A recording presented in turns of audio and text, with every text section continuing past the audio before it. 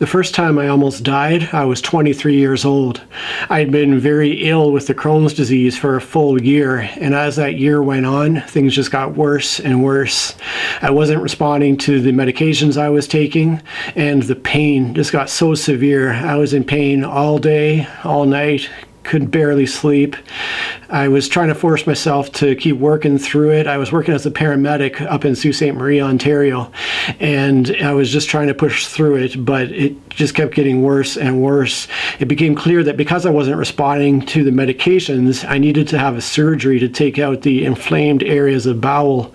But the problem was I was in the process of trying to get hired as a paramedic in Toronto, and so I didn't want to step away for a few months from the job. So I did my best to ignore it and got on with what I needed to do.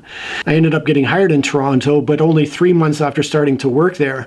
Because I had put off the surgery for too long, one evening the bowel started to perforate and I was rushed into emergency surgery.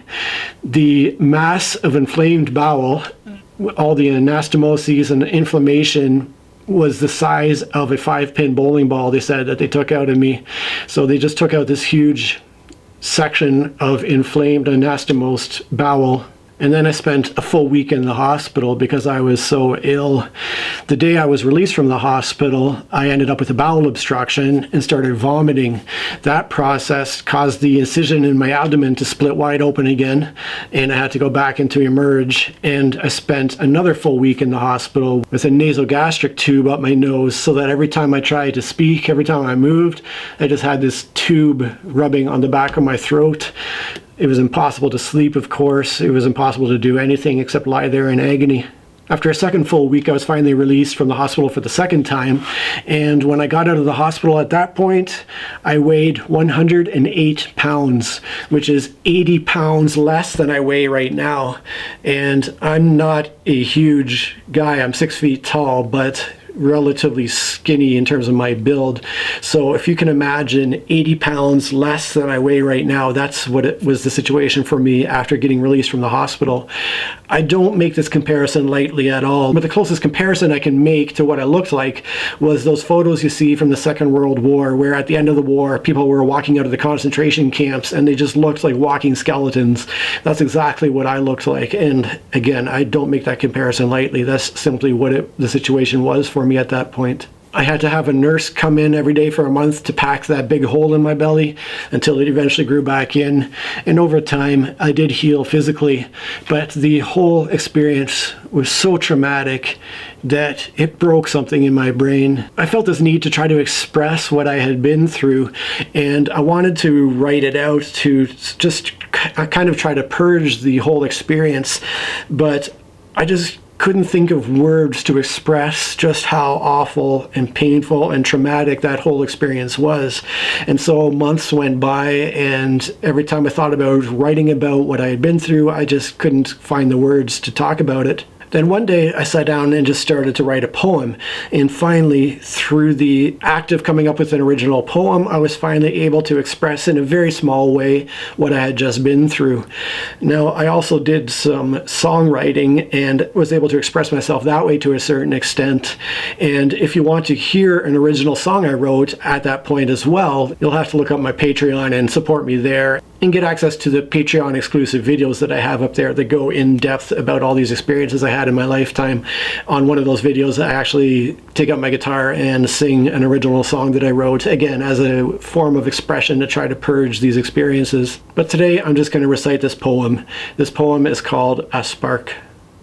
One evening, I felt a small spark in the darkness. I said, "Who is there?" He said, "It is I."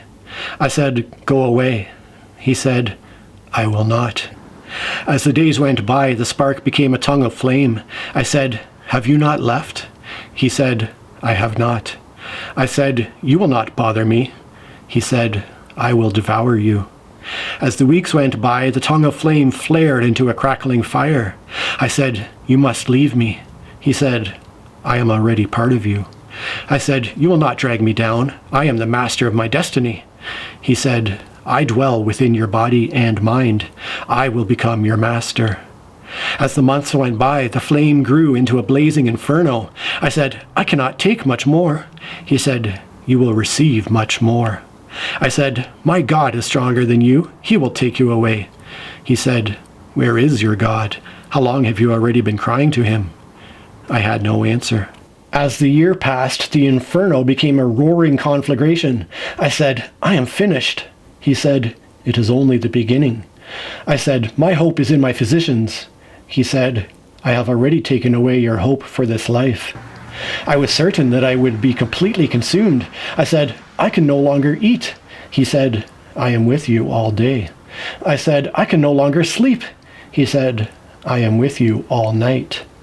Late one night, I was suddenly torn wide open. Impossibly, the flames grew even greater, but then the conflagration diminished and became a small fire, and then the flames flickered out.